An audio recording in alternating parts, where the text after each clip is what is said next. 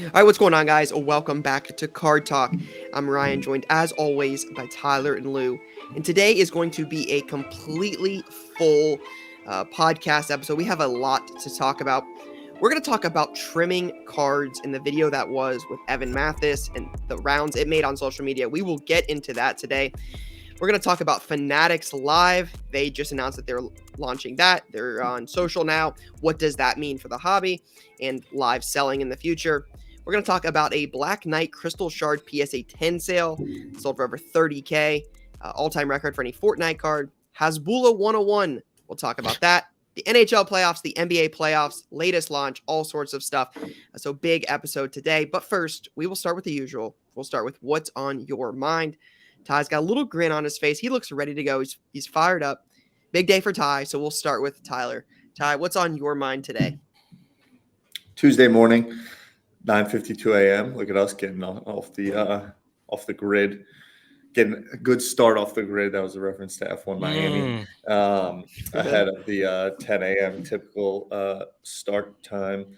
We just announced 52 minutes ago, kind of the 1:37 p.m. key, which is our Web3 NFT digital collectible platform. That I'm nervous. I got one of those like little pits in the stomach. We've been working on it a lot. It's a big launch for us, and I'm excited to find ways that we're going to integrate Card Talk and play the week winners and all that jazz. I played in a charity golf outing yesterday at Alpine Country Club. It was pretty sweet. City Harvest with Nate, some of the gang. And Nate, one of my good friends, is a scratch golfer, and it's just pretty wild to watch a scratch golfer play golf. I would do anything to be a scratch golfer. He's so good.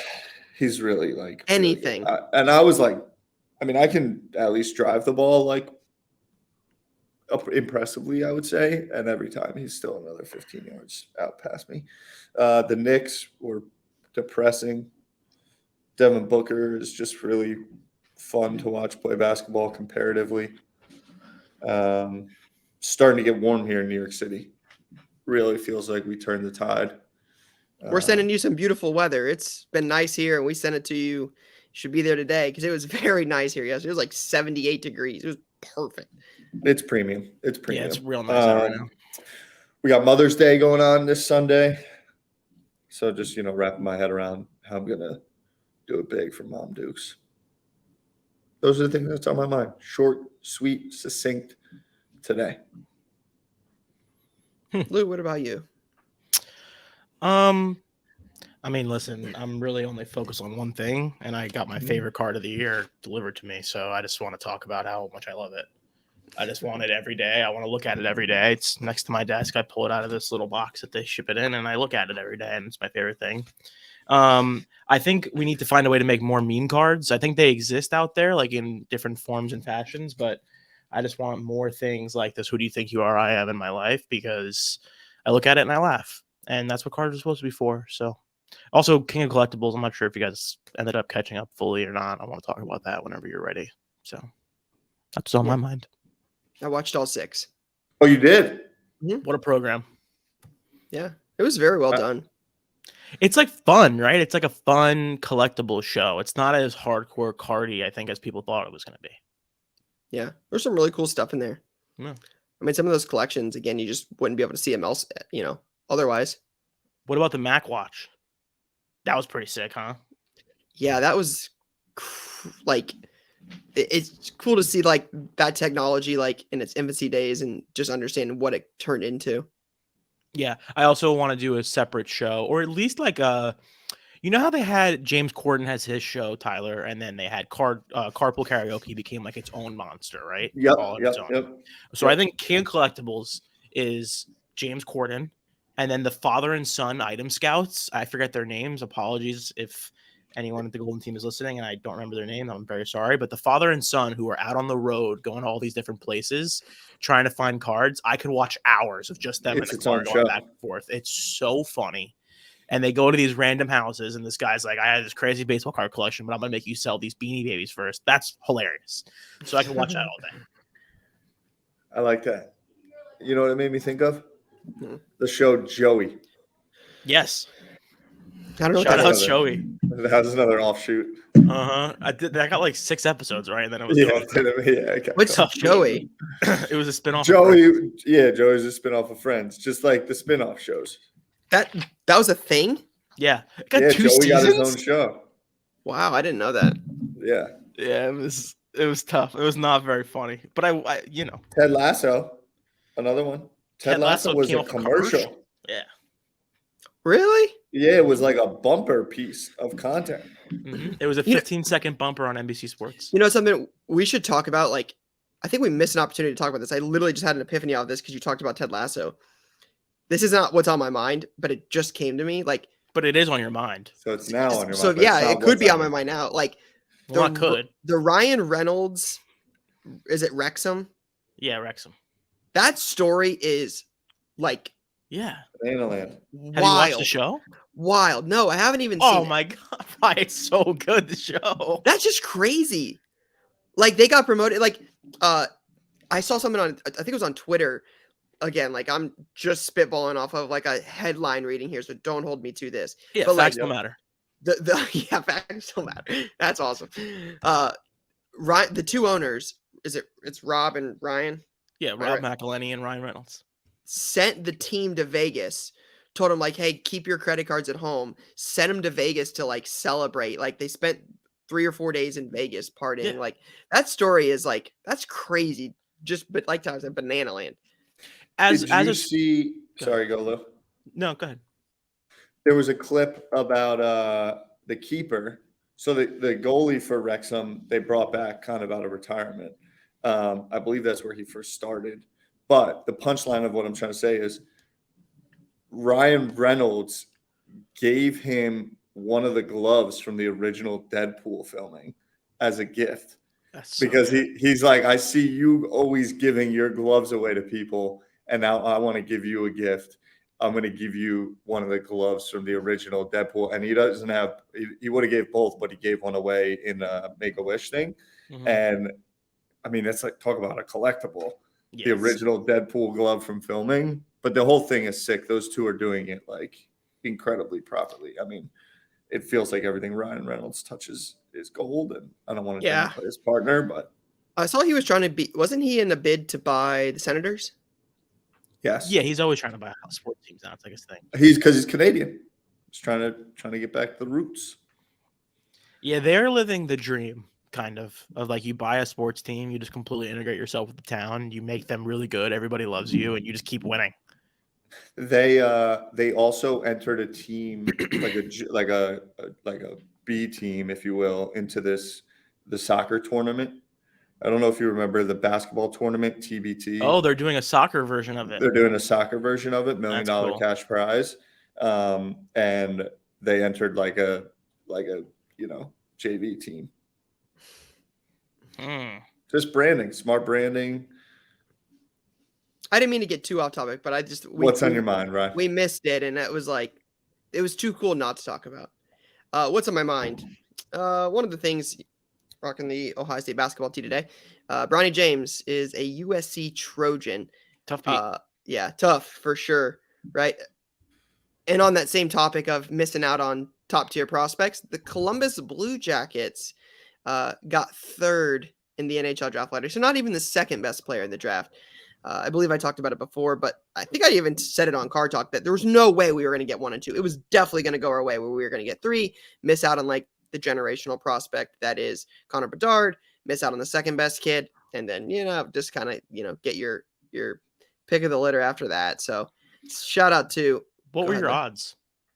Second best, 13.5. Oh, okay. Yeah, it's a little tough then. Losing spot. So they gave it to Chicago, right? Definitely was rigged for sure. Going on their rig train. Did you watch the draft? Yes. Did you see how they announced that CBJ would be picking 3rd before they even showed the card over? Come on, man. They know though. It's a broadcast. Yeah, but they didn't even show the card. They're just like, Anaheim. They know when they're Chicago. coming out. I'm just like, oh, well, here we go. It's in. The fix is in. So Chicago made a lot of sense, right? You lose Taze to retirement. Kane goes to New York. Big market, original 6. Like, you're like, yeah, here we go. And, Yep, CBJ third. So that sucked. Bronny James going to USC, not coming to Columbus. Can't say I'm super surprised with that. With his parents, obviously being his family being out there, it didn't seem like no one ever something. leaves their hometown for college. Yeah, I don't know. I just didn't. Especially when your dad talks about a college in Ohio, like every chance he gets. Yeah, and is always sending the football team stuff and the basketball team, and man, geez. So you think LeBron will become a USC guy now forever? Is that how that's going to work? I don't know. I hope not. I hope it doesn't affect Ohio State. That would be tough. So yeah, that's on my mind. Does LeBron give money to Ohio State? Sorry, I keep interrupting you. Well, I don't know about that. I'm not sure if that's public or private information. I've never looked. I don't know. I mean, he sends them Beats headphones and shoes and shirts and gear all the time, like regularly. So, especially with NIL now. The USC thing is right. You're talking about a good spot for him. Not you talking about like not leaving home. Yeah, it's just like it's LA. It's like you're gonna this is not a shot. This is not I know. What's he gonna go live in Columbus for a year? Yeah, he's not gonna be away from them. The PJ to like the games all the time, and like you're gonna have superstars sitting side, and that's huge for NIL and everything. And they have a good team, so he's not going somewhere and like has to like be the face and the guy fully. Obviously, he'll be the face, but they got a lot of other talent, and it'll be cool to see. It's good for college basketball for sure in general. He's going to be there a couple years too. You don't think he's a one and done guy? No, he's not good enough. I don't think. You want him to develop? No way. He's 100% going one and done. Most people say he's not even a lottery pick. So if his dad's not done with the Lakers after next year, why would he leave? His contract he's literally going to be a free agent. It's literally going to be a 1-2 package with Bronny. Okay, so if the Lakers are still in championship contention, why would he leave the Lakers to go to another team that is going to draft his son? Because the condition is going to be you have to draft Bronny. Because he's not going to care about winning at that point. He wants to play the son and be done. Okay, I mean, I don't know. I think that's not a dead Ty, what do you think? I don't think he plays. I don't think the economics are big enough for him to stay in there for more than 1 year. That's probably right, but I think we talk about sports opera and all that. Like, yeah, Lou, I'm definitely not arguing right or wrong. Should he stay? Is he good enough? I just think the allure of getting LeBron James and Bronny will make him a higher pick than he should be. If LeBron wants to leave the Lakers, then yeah. But if not, I don't foresee a situation. Unless the Lakers take him in the second round or something. Like, I can't foresee a situation where... I just thought everything I had seen so far was that LeBron James set his contract up to be a free agent when his son could come in the league because that's what he wanted to do. I just think at that point, he'll be 40? At 40 years old, he'll want to play with Bronny more than he'll want to. We've been saying that about LeBron for years, and like the guy's not the best player in the Lakers, but he's kind of, just beating down the Warriors. Like, so this is a perfect transition because we obviously are going to talk about the NHL playoffs, the NBA playoffs. I saw something on Twitter today, and I didn't ever want to have this take, but I think it makes a lot of sense. It was a tweet, and it said, I think it's time for the NBA to give this man his credit. And it was a picture of Kevin Durant as a Warrior because the conversation was like, hey, KD just went to win all those rings. They didn't need him. He just wanted to hop on there and win some rings. And the Warriors are getting beat by the Lakers, and they're down 3-1. And they're about to get sent home with Clay, Draymond, Steph, Jordan Poole, like the squad. And I was like, it makes a lot of sense that maybe KD was a bigger piece of that puzzle than we give credit for.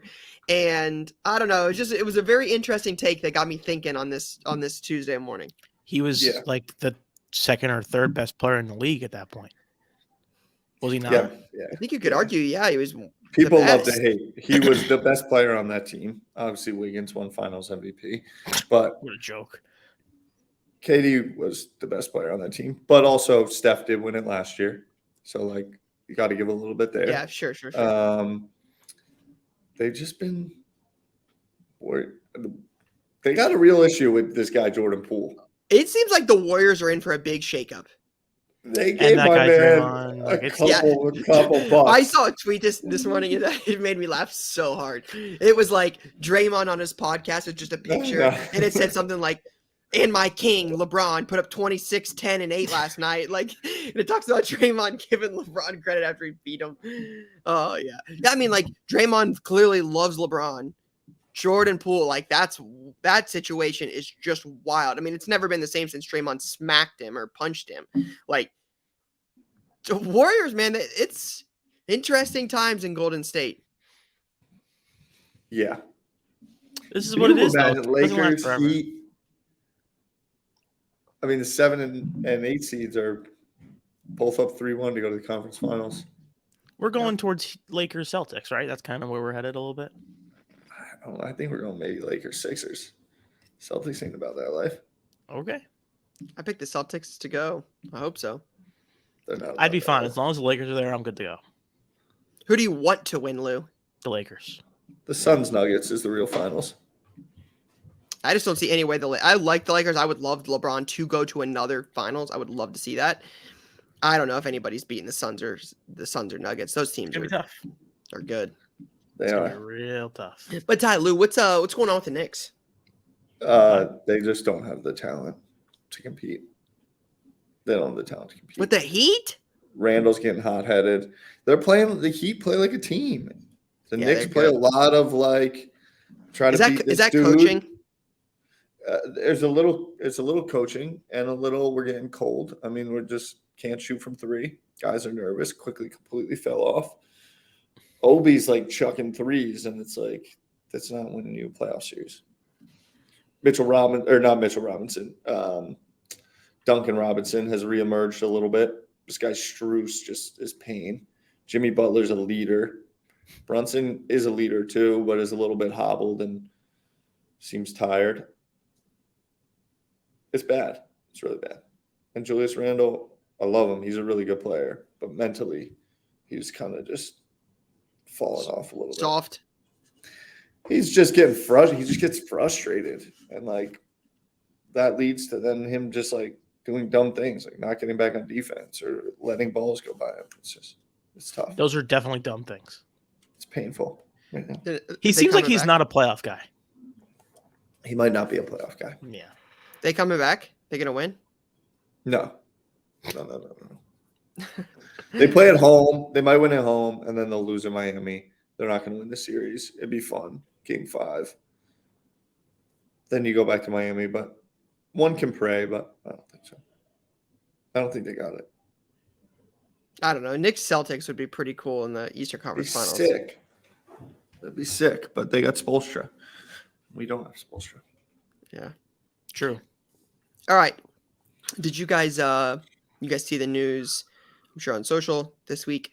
Fanatics Live launched social accounts for both Twitter and Instagram, and they said that they are taking applications for folks to sell on their platform. Obviously, this was announced. What was it? Was it the end of 2022 or is it early 2023? But I know it got announced. Talked about the app. Obviously, this is a big step for that and them getting started here. Just any initial thoughts on what it means?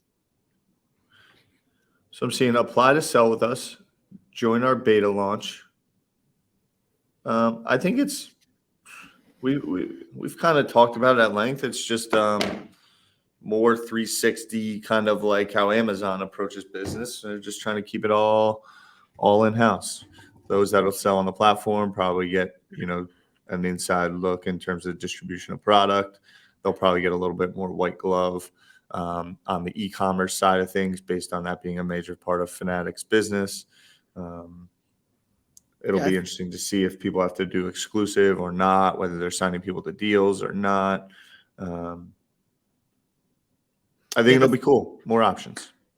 Yeah, I would agree with all of those, Ty. I think that's the big unknown is, will Fanatics sign people to deals, or is control of the product and some of the access and the behind the scenes enough? Like how they're going to approach that.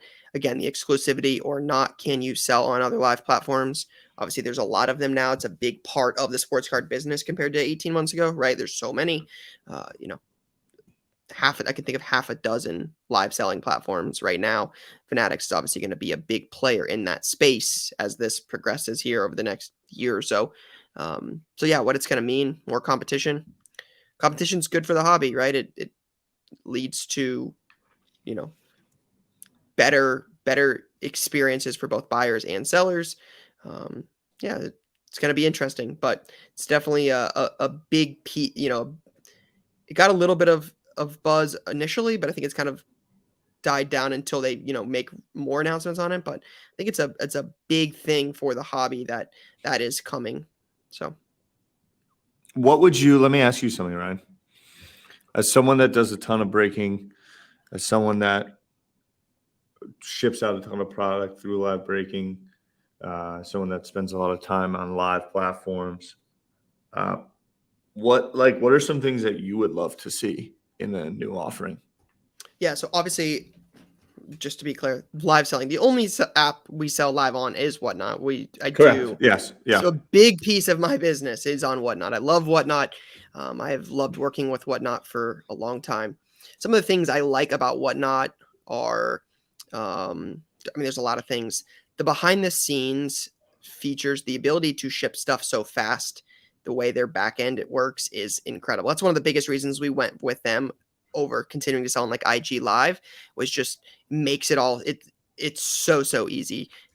That is a big thing for us, like to be able to like teach, be able to run a business with showing people like, hey, you just got to click this and this, and this is how you ship it. So easy. It's way easier than an eBay, PayPal, all of those options. So easy. The app interface that Whatnot has now, like the ability to, like, we run single sales 2 times a week typically with like buy it nows. So we put cards up, it's up for like 100. You can offer 5, 10, 15, 20% off, make deals. So like we go live and it's like just like a card show, but it's virtual and it's twice a week, right? So I was live last night and, we sold 259 cards just sitting there, just, hey, this is what we got. Hey, make an offer, buying and selling. So that's kind of cool. Then you can also run auctions, giveaways, just like everything that you want to run as a business incorporated in one app that you can do everything in a 2-hour period. Just to be, again, like 259 cards is not the most you've ever sold in a live, but 259 cards in a 2-hour period, 2 hour and 20-minute period, to be able to move that kind of volume at scale with ease, just like that. I mean, it's a game changer for our business. It really did a lot for like us to be able to buy and sell in such a quick turnaround. And again, like it's also like an important piece. Like I can't overstate it enough. Like the people I work with at Whatnot are amazing. Like I genuinely love working with the people at Whatnot. They're just so nice. They're so helpful. Like, again, I'm not biased that Whatnot has gotten a rap for some of the things that have happened on the platform over the last 2 years. I get that. But Whatnot, like they do care about the hobby. Like, and they're good people. They don't want that stuff to happen. Like, they're not like advocating for it. Like they're really trying. And again, like I talk to those guys once or twice a week. They're good people. It's fun. Like that's why I enjoy, my job so much, is like, it's fun to build things and do things with people that like care and are actually interested in, the work they do.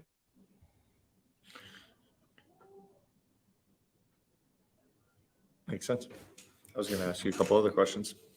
We could go on about this all day. Like I have no problems talking about it. Yeah, just like in terms of innovation, and I know I don't mean to, we can just candid put you in a tricky spot of you work with Whatnot, you can't slander the people you're talking with, blah blah blah. Of like, what more can we see? Is it just more optionality that'll push these businesses to innovate? Maybe it's innovating outside of cards, bringing other collectibles in. Maybe it's some community aspects. But either way, I think Fanatics will take a very experimental and innovative approach and look to provide a lot of top-notch customer service as well as service to their sellers. Yeah, I think the big thing for Fanatics will be they will have a lot of leverage because of their position in the hobby, right? This is just speaking as candid as possible. Like Fanatics has Fanatics exclusive athletes. You know who's the Fanatics exclusive athlete? Joe Burrow. Is Joe Burrow going to be like, those are things that other people can't make happen as much. So like the ability to get that on there, like, and Fanatics is going to produce trading cards. We'll get into that in just a second. Fanatics is going to produce trading cards. hey, you want this product early? You want to see this? You want to see how it's made? You want to like those things? Like those are things that Fanatics has a lot of leverage in, and how they incorporate that into their live selling platform. I think it's going to be the biggest tell on the success of the app. I would agree. But speaking of Fanatics making trading cards, there was a big announcement yesterday. I saw that Slab Stocks had shared Large news. I'm gonna butcher his name, so I'm just gonna call him Wemby. Victor Wembanyama. Wemby's fair game. That's what he goes with. And Caitlin Clark will have autographed cards in the upcoming Bowman Inception University. I believe Aaron's video, again, don't quote me on this, I think his video said that it was a multi-sport product. But that is obviously big news. Caitlin Clark took ladies college basketball by storm last year, dominated, lost the national championship, but still looking forward to watching her play next year. She's obviously a big personality, and I think is going to be a star one day. I mean, she's a star now. And then Wemby, right, one of the biggest prospects probably since Zion, major prospect. Both of them will have autographs next year in that product. What does this mean for the hobby? My first question was, is this an autograph exclusive deal? That was my very first question in this is, does this mean those two will not be in Panini America products, or is this just a one-off deal? That's my biggest question, right? Is Panini currently has the basketball license. Does this deal for this Bowman Inception product mean that we won't get Prism basketball autographs or NT autographs or those big cards of Wemby in there? Like, what does that mean? So just a lot of questions come through my mind. Just wanted to get your guys' first thoughts on that, what you thought, what you're thinking, and what does this mean for cards? It's obviously gigantic news.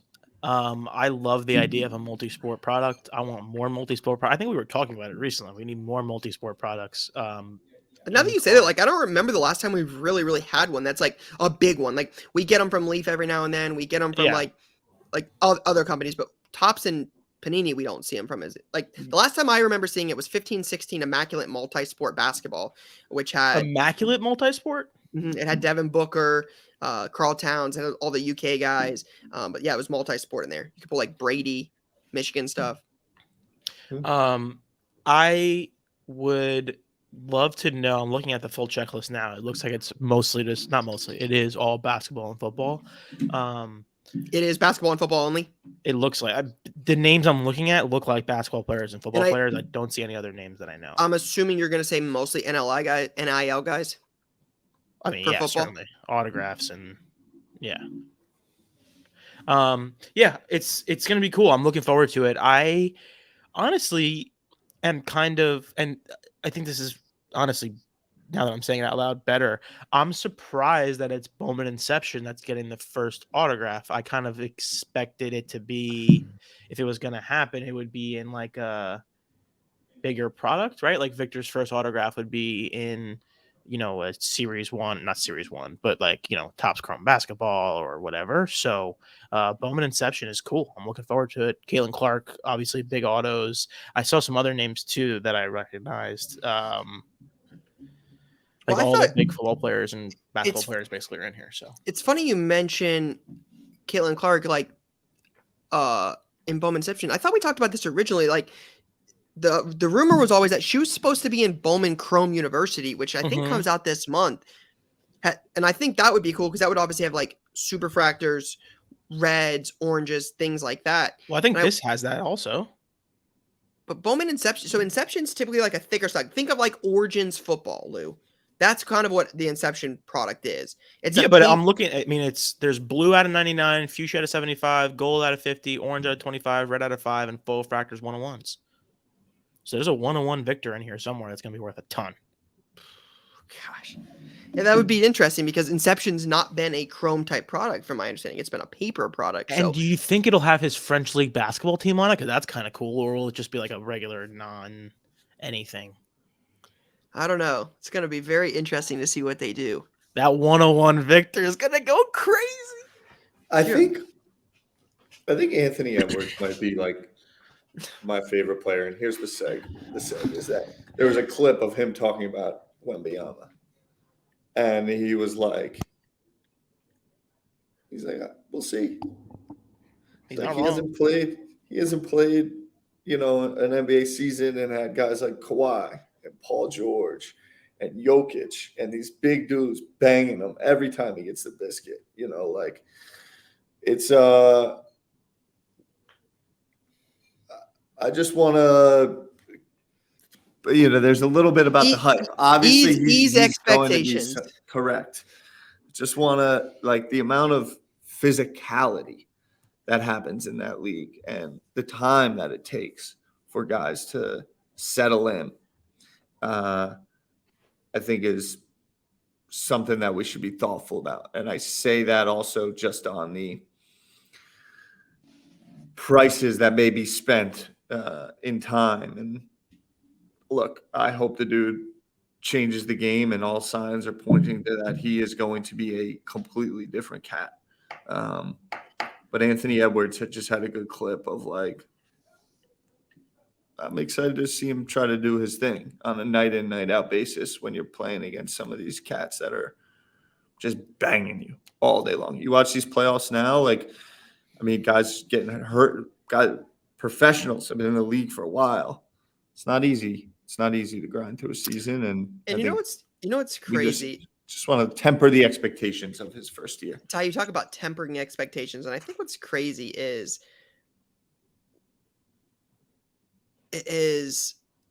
the hobby won't temper their expectations. They're not going to, right? Zion was the biggest thing in a minute. It was a big deal in cards. It was right before COVID. The market was already bubbling. COVID made it explode. We lived through that. But Zion had, LeBron, I think what was the stat we saw the other day? That LeBron has played more in the last 4 years than Zion has.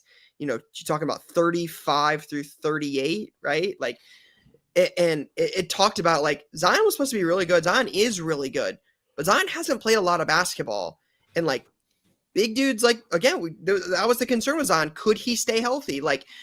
Is Zion Charles Barkley or Grandmama, Larry Johnson?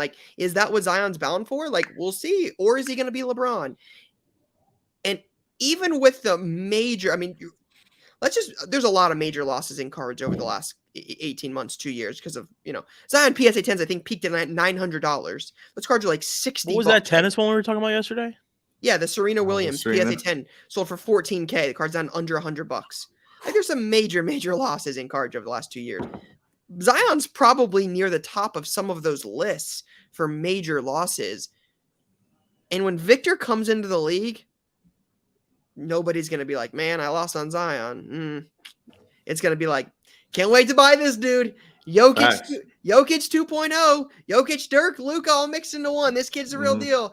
And that's the thing is it makes cards interesting. Of course. But the hobby definitely doesn't care that the last guy didn't work out. It is straight gambling. It's, hey, the last guy didn't work out. Oh, well, let's roll some dice on this. It's every year. It's every year in every 100%. Sport. It's insanity. Everyone is the greatest. The gambling industry continues to grow. Yep. Year over year over year, the gambling industry gets bigger. And guess what? They are making money. So, people are going to keep going back to it. Let me go through this. So, 2023 NBA Rookie of the Year winner, Pablo Banchero. Easy money. 22, Scotty Barnes. 21, LaMelo Ball. 20, John Morant. Scotty Barnes. 19, Luka. That's a good stretch there, 19, 20. But, LaMelo Ball, Tyrese Halliburton's a player. But Scotty Barnes, Evan Mobley, Cade Cunningham. You know what's crazy? Side note. I had a conversation with a friend about this yesterday. This week on Panini's app, for first off the line products, there are 2 first off the line products that drop this week. Do you know what they are? One of them will drop today. One of them will drop Thursday, I believe. There are 2 products. Do you want to know what they are? Is it a 2021 basketball product? I can't tell you what they are, but do you want to know? You want to take a guess? Tell me what they are. Oh, because it's not out yet. No, they are. They're out. I want you to guess. I don't want to give you any hints. Oh. I was like, why are we playing the game if you're not going to tell us what the answer is? Yeah, no. Oh, well, I'm not sure. Let's move on. 2021 some kind of high-end basketball product that hasn't come out yet. I don't know what the name of it is. So there are like two Eminence? dropping this week. One of them is first off the line basketball for 21-22 Flawless. I was close. I said Eminence. That's Cade Cunningham, Scotty Barnes, Jalen Green, Evan Mobley. And they're ending their second season in the NBA. The same week that Crown Royal first off the line basketball drops with Paolo, Benedict Mathurin, Keegan Murray, Jaden Ivey, etc. So in 2 days, 2 products will drop from 2 separate draft classes. With the final 4 or 8 teams remaining in the NBA. I just thought that was kind of crazy. It just COVID did a lot to really mess up some of the production cycles. And I know, again, we've talked about it before. Panini has stated, I was watching an interview where DJ Kazmarek said the goal is to catch that up by the end of the year. Obviously, we all can hope that happens, but just kind of crazy to really see it still happening this far along. It's crazy. Yeah, I feel like we bring that up every week. There's another story of like a 18-month-old product coming out next week. I mean, we're still into 2022 products. Like, we're still into some of those. Like, we've got a lot. Yeah. For Pickett, Purdy, like we haven't got Optic. It's supposed to come out by the end of the month. We haven't got NT. We haven't got Flawless. Like, it's gonna be interesting. All right. Speaking of interesting, there was a video that surfaced on Twitter.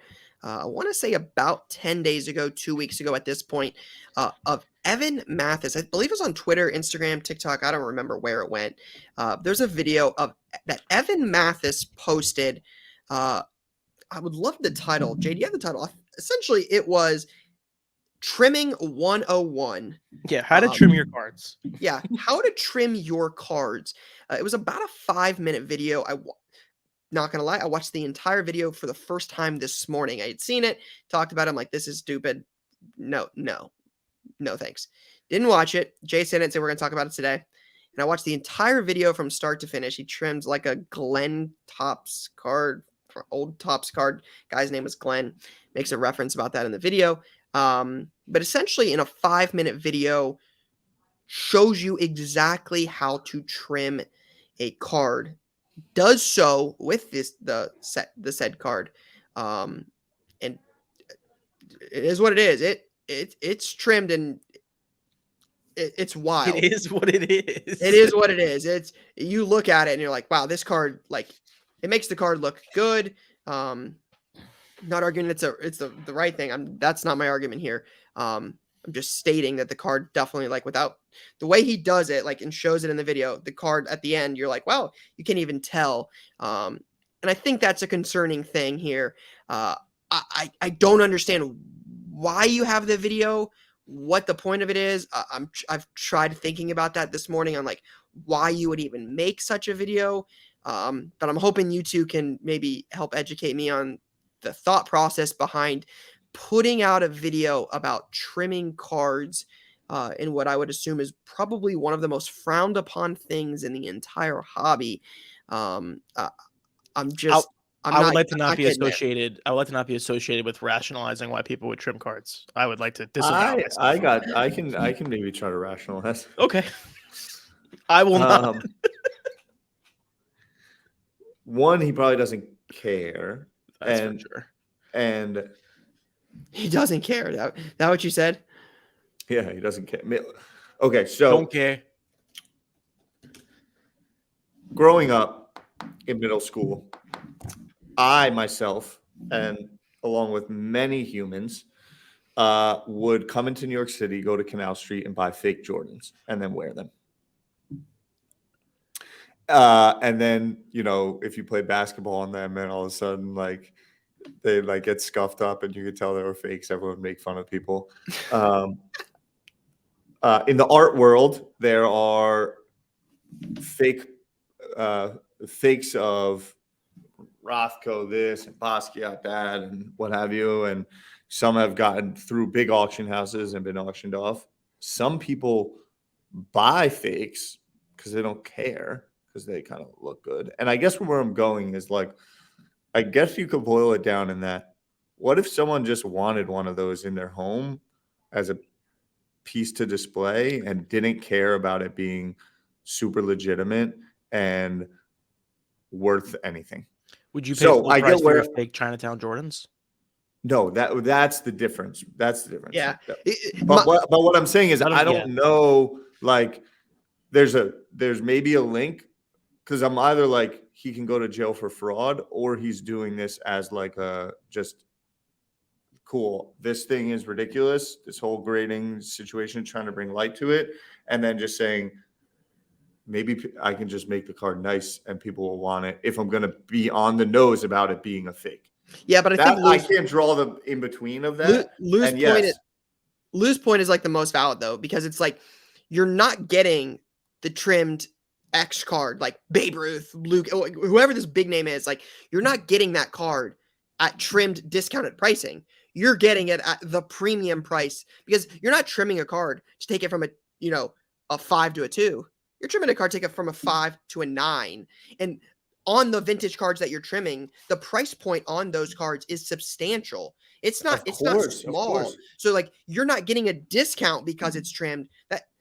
That seems like, I don't know. That seems like fraud. Like it seems like I agree. That's where I look. I'm not advocating for it. You just were saying like, can you try to rationalize it? And I'm not sure what he's trying to communicate, because it's either like you are a fraud and you're going to go to jail and you're just like maybe off the rocker, or maybe he's trying to shed light on like, this is happening a lot more and people need to be aware of it. Look how I can make this happen easily. And then on the flip side, like I could see someone wanting a very good looking trimmed card for display if they were paying super cheap and didn't give a crap about reselling it and all that. That was a little like I don't want to be taken out of context. Like I think trimming cards and grading them is right. But I could see a world like people would want to buy a fake Basquiat, put it up in their home if it was super cheap and it looked exactly like the real one. And someone comes over and like, I don't give a fuck. I mean, it looks good. Yeah, the luxury fake market thing is massive. Fake Yeezys. People wear fake bags all the time. Fake bags all the time. Like fake Jordans, like Folkleys, right? Like remember going to DC in 8th grade. This guy had Folkleys for like $8, and you're like, 2 for 15? Shout out Folkleys, bro. Those are $100 glasses. Jay would never. Jay would be asking for $4. Definitely had Folkleys in 8th grade, man. For sure. For sure. Like, you got 4 singles? Damn, that's crazy. Wait, real quick, I just want to say, Ty, I know what you're saying. Like maybe he's just trying to shed light, whatever. I don't know anything about the other part of it, but he was definitely not doing it just for the sake of showing people. The comments, he's like very obviously like joking about it, and someone was like, "You always said you never trimmed," and he was like, "Show me where I said that." So like, got it. Yeah, I feel like he's walking. There's got to be something we're missing in this. I just don't see any reason you just drop a random video on saying like, "Hey, this is how you trim cards." There's got it's got a fraudster. Like it seems like a dig at because it probably has an impact on grading companies, right? Like if this is known that that he's done this before on other cards, like trimming's been a big deal in cards for a while. This isn't the first time trimming's ever been talked about in the hobby. It's been talked about for as long as I can remember. I've been in it for 17 plus years. Like it's always been a big deal. Like man, what a disaster. Like I saw it. I'm like, this is, I don't even have I can't even put it into words. Like I don't see anything good that can come from that video. Nothing at all. Yes, and I haven't gotten a chance to listen to the full interview on Sports Card Nonsense. He did an interview with Gio on their show. I didn't see apparently that. He answered a lot of questions. So if anyone wants to hear more, I recommend checking that out. I want to listen to it as well. I didn't get a chance to yet. I think I'm going to get off here and listen to that then, because I did not right know now. That. We still got a show to do. I mean, once we're done, I want to know. I want to know why. There's got to be some. I just feel like there's got to be something I'm missing in why you put out a video about how to trim cards. I think it's also funny that he was in the NFL. Like that just makes me laugh every time. It's just funny that this guy who was running around blocking defensive linemen is now out here putting out cards on card trimming. Big piece of the Colts. Eagles. No, wasn't it Broncos? We stink. Keep it moving. Let's go to questions. All right. Well, Jay says we have a lot of questions this week. I think he said there's 9 Insta questions. So again, we're always submitting questions or always taking questions via Facebook and IG. Card Talk Pod on Instagram, Card Talk Pod on Facebook. So if you guys ever want to get questions in, make sure you guys check out those 2 groups. Blue, what were you laughing about? He played for 6 teams. Oh, wow. He played for the Panthers, Dolphins, Bengals, Eagles, Broncos, and Cardinals. And not the Colts. That's Not the Colts. I got some. Let's go. He does sound like a Colt, though. He does, right? Thank you. I appreciate it. All right. So HelloFresh.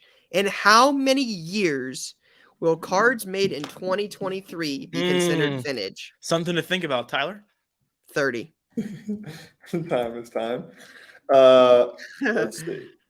I think it's 30. I'm looking for what is considered vintage. Most antique dealers consider an item to be vintage if it is at least 40 years old. 2063? Do you think we're still running around in 2063 or no? I hope. What do you mean, just like alive? I'm just saying. Come on. 2063 is a long time. You don't. What's up? AI? You think the AI bots are going to take us out? ChatGPT just might finish me off before then. Nah. Oh, ChatGPT is going to make you feel like you're 12 when you're.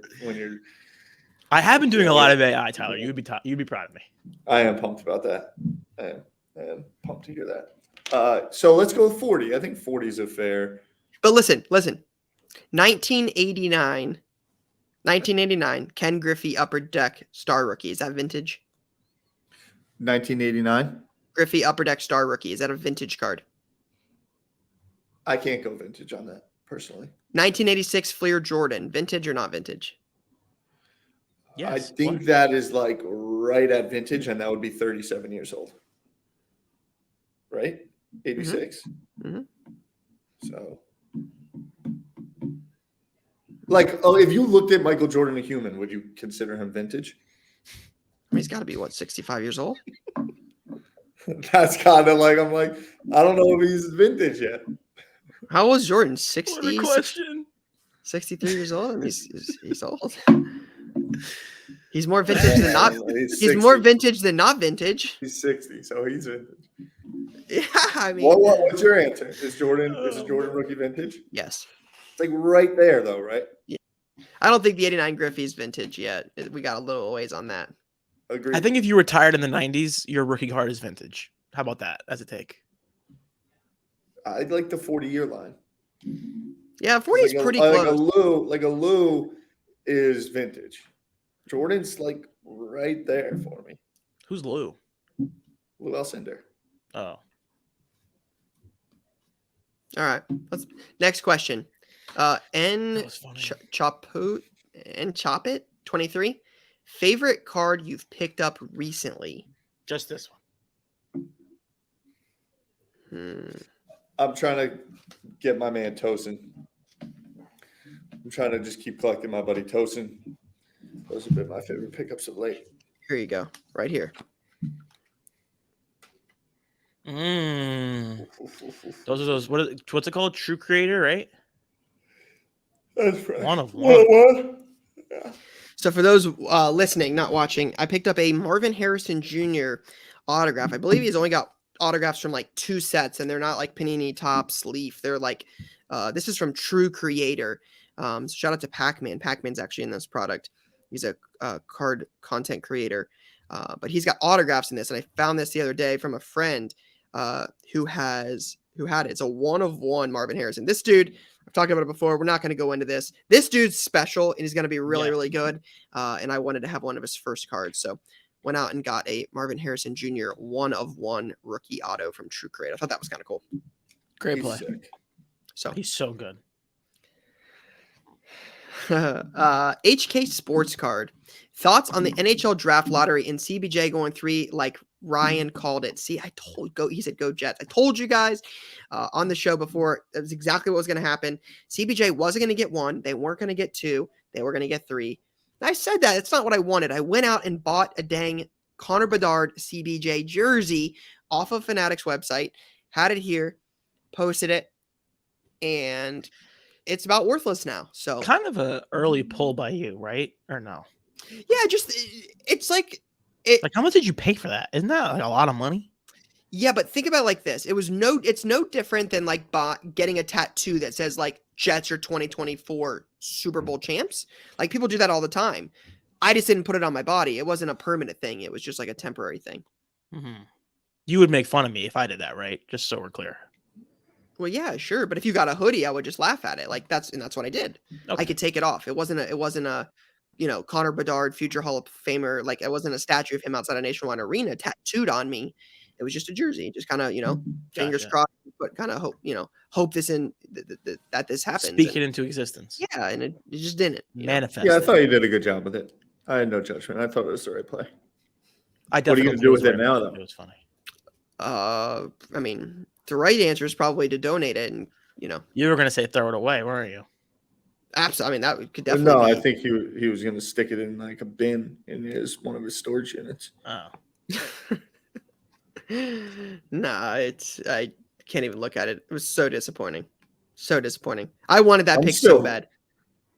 I'm still trying to figure out if Propel is considered a vintage brand or not because I haven't seen anyone drinking Propel in like 20 years. I wish that was full. I could use a little Propel right now. A little parched. Like Propel. Brax Row. How do you start from small cards and get to bigger ones? Good question. Well, I would say first you watch 140 episodes of Card Talk to pick up some game. Start in the bargain bin.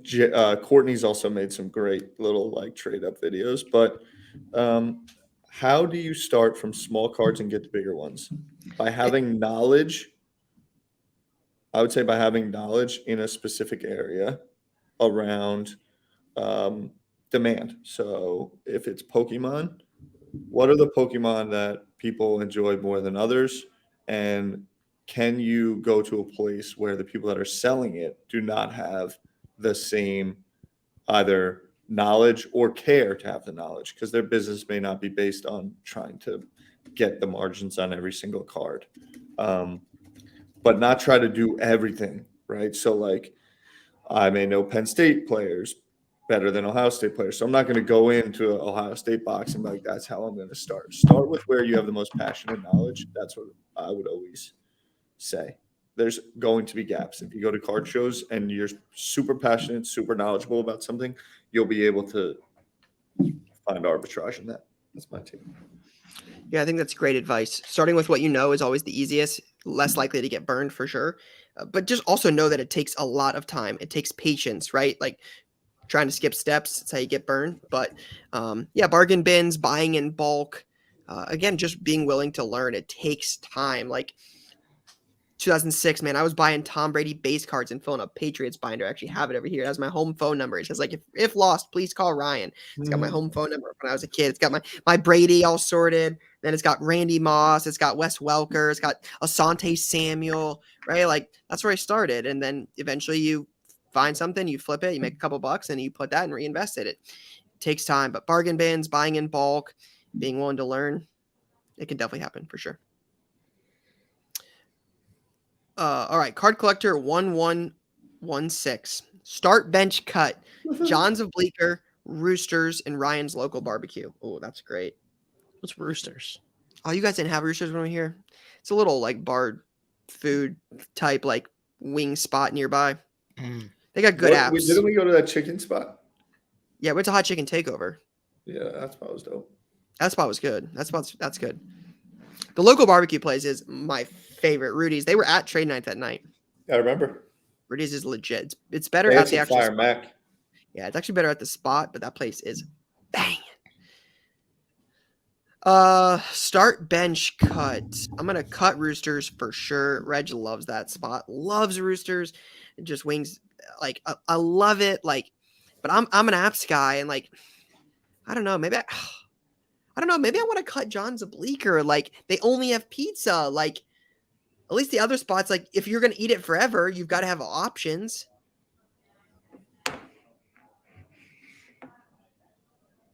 I can't play this game. I need options, not just pizza forever. But pizza is like the ultimate option because you could put anything on pizza. Yeah, but Roosters has pizza. No disrespect to Roosters, there's no way it's as good as John's Bleecker. Yeah, but they have everything. Like appetizers, like I guess I'm saying appetizers. Who cares? There's appetizers at John's. mac and cheese bites. You can't get those at John's. Mac and cheese bites. You're like 12 years old. I forgot you have the the palate of a 13-year-old You guys boy. are too Like, funny. I don't think I can answer this question. This is too hard. mac and cheese bites. Yeah, I mean, who doesn't love mac and cheese bites? Whatever. What hobby-related podcast content do you guys listen to? Asks MLK21. I listen to sports card nonsense all the time. I listen to Stacking Slabs. I follow the Instagram accounts. I'm sure if you look whoever I follow on Instagram, that probably is a good look. Most of my content is not necessarily podcast related. I prefer video, so a lot of my stuff is like YouTube vlogs, kind of the same stuff I create, like the YouTube vlogs, card shows, box breaks, that kind of stuff. Just trying to see what others are doing, good content ideas, looking for different ways to improve. So I like a lot of the YouTube vlog type stuff. That's typically what I prefer. I'd say my main sources are Slab Stocks and Card Ladder Daily Email.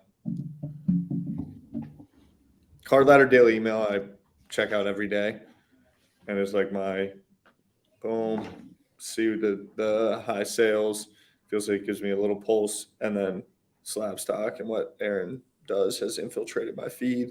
I like their work. I will say I will give a couple shout outs here. I have gone on Sports Card Nonsense a couple times, and I've listened to theirs a few times. They are funny. I do enjoy their personalities. I made a deal with Mike at the National when I met you guys back in the day for a Jim Brown, one of my favorite cards in my entire PC. First time I'd ever met him. Cool guy. Like, again, just like authentic personality. He was joking when I was on there about like both of our wives being pregnant, like just a funny guy, good personality. I do like that show. And I will say I have found some interest lately in the hobby news with Cage. Cage has made little 60 to 90 second clips on IG talking about the hobby. And I think those are funny as well. I have gotten a kick out of those. So shout out to Cage, and then shout out to Sports Card Nonsense. I do enjoy those as well. So I haven't seen Cage's new stuff. I gotta check that out. it's funny. Yeah, it's like hobby news with Cage. It's like 60 seconds long, 90 seconds long, and it's funny. It's Nice. I respect it's that. good. Real Adam. where are you getting Adam in that? That's real Sorry. Dame- Damn workman. Damn. Dame. Damn. Real damn Real workman. Dame. Real damn work, man. Huh, okay. Yeah. That was the most challenging part of the show today. Better buy Steph or Harden? Yeah, easy answer. Couldn't be an easier answer. He might be inferring, or they may be inferring, or she may be inferring prices inclusive, Yeah. and trying to nod to a Harden potential championship coming up. Yeah, my answer wouldn't change. Agreed. Yeah, I really don't know. I think the better argument is Steph or LeBron. Like those guys are in that conversation together. Harden is not in that conversation. It's like Harden or Dwayne Wade. What about Steph or KD? Steph. I could give you KD or Harden, but I couldn't. Steph is in the same conversation as LeBron, as Jordan, as Kobe, as the all-time guys of like the last 30 years. But we just admitted earlier that KD was like a really big part of the second half of Steph's career, right? Definitely was. Steph's also won 2 rings without him. Yeah. Okay. I'm not saying Harden's bad. I mean, he's what, 6th all time in 3-point shooting? Like, That's true. I think he's got 6th all Harden's a time. dog. I think he's 6th all time on threes. Big time shot the other night. I gotta look this up because I'm sure I'll be way off in this. All-time NBA 3-pointers. Oh man, Rise guy coming up next. Is it my guy? Mm-hmm. Hold on. Here we go. James Harden is 4th on all-time leader stats NBA. Oh, that says playoffs. He's 3rd all-time in playoffs. Let's see where he's at in regular season. Steph Curry, also number 1. James Harden is 3rd in regular season 3-pointers made all time. Did you know that? That's crazy. Yeah. Wild. 2,754. He's 221 behind Ray Allen for 2nd all time. That's crazy. So I should probably put some more respect on James Harden's name because James Harden is definitely more in some of those conversations. I think the bar for Steph is pretty high. Harden was a 1A star in this league like 2-3 years ago. Maybe just slightly before COVID it was. All right, Charlie Kiernan, 15. Is Daniel Jones a buy? Shout out to my guy Mike Kafka, offensive coordinator, Card Talk guest in the past, Card Talk listener, great human, is offensive coordinator for the Giants. What do you guys think? I like it. I'm not sure I like it. I like Mike Kafka, and I think Mike Kafka is going to be a head coach one day. And I think he's a good guy, but I'm not sure I'm going to buy Daniel Jones. I'm not picking them to win that division. I'm not picking them to beat the Eagles. So they're a wild card team to me, and I'm just not sure I'm picking them to go very far. The NFC is definitely easier than the AFC. There's no question there. AFC is loaded. Could they do something? Sure. I'm just not sure I'm buying the Danny Dimes hype.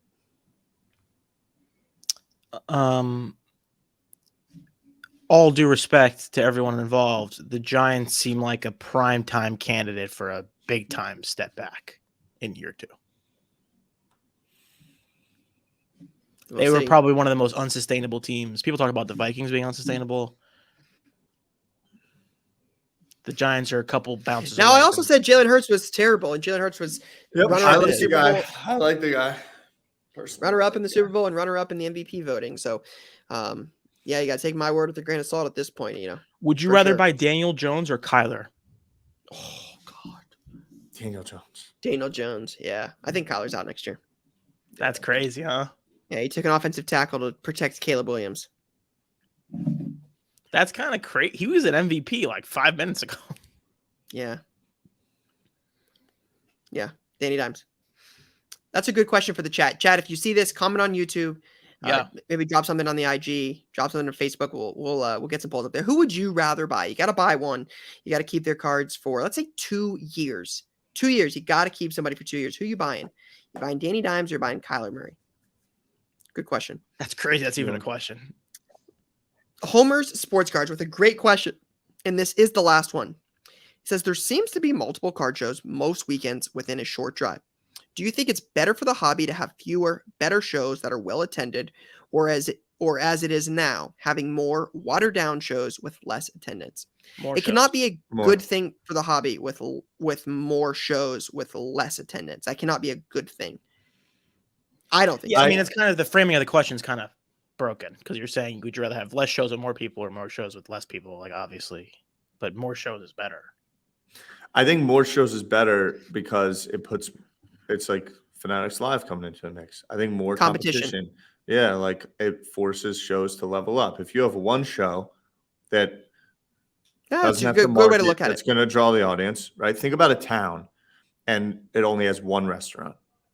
And then think about a restaurant that moves next door. They got to make sure their shit's dialed in a little bit more. Yeah, no, that's a great way to look at it. I didn't think about that at first, and I actually, I'll change it because I think you're right on that, Ty. I think having more shows at some point when this is the big thing with the hobby. It's like when the market slows down, you learn a lot about like who's going to be around and who's not going to be around. Right? When the easy money stops coming in, you learn who's in it for the long haul and who was just in it for a quick buck. And at some point when the market slows down and attendance isn't hot and it's nice. And again, we talked about this before, COVID ain't a thing and you're out going to do things on the weekends. Attendance is down in general. Whose show are they going to? And it's going to matter when, if your show only has 15 people walk through the door, well, the vendors are going to go to the other show and then eventually your show collapses. So it's like, yeah, it definitely breeds competition. So yeah, good point. I'll agree with you there. As a guy who likes to pop into a show on a Saturday for like an hour and a half and then go on with my Saturday, I wouldn't hate having 2 shows to go to on a Saturday afternoon. Yeah, I just think in time it plays out where I'm not saying 2 shows can't coexist, but I think at some point, The better show at will. some time, the better show will win. Yeah. Yeah. And they'll push each other. Yep. Yeah, good question. All right, so we don't have any play of the week this week. We're going to bring it back next week. You know what I think we should bring back next week? What's that? Little post Mother's Day over under. Oh, I like that. We got in trouble for over under. People didn't like it. We haven't done it in like a month. I'm ready to. It's my favorite thing we do. I'm ready for it. I I was that part should of also the drive to do less. that should also mean that most of these NBA series are going to be pretty close to wrapped up by then. Yes. It's a week away. Here's a quick take for you guys this Tuesday morning. Mike Greenberg says the Lakers should rest their starters in Game 5 because the Warriors are winning no matter what. So why would you waste LeBron and AD? Thoughts? No, you don't give up one in the playoffs. You don't give anybody any hope. I'm off that. It's LeBron James. He can win any game. They were down 3-1. You play. You don't try to get cute. 100%. It's a wild take. Ask the Warriors what they thought about going up 3-1, how that worked out. Yeah, they should have rested everyone. I guess Draymond took a rest right after he kicked someone in the gonads. All right. Again, if you guys want to submit play of the week, IG, Facebook, Card Talk Pod should have that back next week as well. So make sure you guys get those in. But we got latest launch this week. Quite a bit of stuff. This is going to be an interesting month. And just to give you guys a couple examples, it's supposed to be a good amount of stuff this month. You've got Optic Basketball this week, but the rest of this month, this is what's currently slated. Just to give you guys a little preview here. Crown Royal Basketball, Kaboom's Prime Silhouettes, Flawless Basketball, we talked about that earlier, Recon Basketball, Topps Finest Overtime Elite Basketball, Leaf Best of Basketball, Optic Fast Break Basketball, Impeccable Basketball, a lot of basketball. Baseball, you got Heritage Baseball coming up, Tribute Baseball coming up, both by the end of the month. Hockey, you've got Clear Cut Hockey, Leaf Art of Hockey, Skybox Metal Universe, a lot of stuff there. And then football, still have some of that stuff coming up. Supposed to be Optic by the end of the month, but could potentially be NT, I heard. We'll see. Anyways, just wanted to let you guys know, big month. This week, Optic Basketball Prism UFC Card. It's kind of like that fast break product of the hobby, just not as... you got the discos and other parallels, not as expensive, but not as much upside. TriStar Hidden Treasures Game Day Greats jersey for football. Super Break Pieces of the Past Art and Music. Interesting product. Leaf Signature Series Basketball. And then that's it. So nothing super, super crazy. Got a little UFC and Donruss Optic basketball. So Prism UFC Optic Basketball, probably the highlights there, but definitely some unique other stuff. So I like it. cool. Do you like basketball? There's cards coming out for you. Facts. That guy knows his stuff. He's not wrong. Good episode. Shout out to everybody that made it this far. A jam-packed one, like we said in the beginning, but we'll be back next week with a lot more. So shout out to those of you that made it this far. See you guys next week. Peace and love. Peace.